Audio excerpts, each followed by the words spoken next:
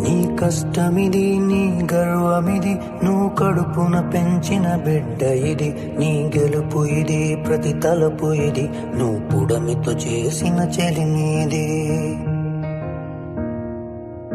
వ్యవసాయమనే నీ సాయముతో పులకరించిన నేల ఇది. మరి అందరి ఆకలి తీర్చిన చేతిని నోటికి నడిపేదారి అది.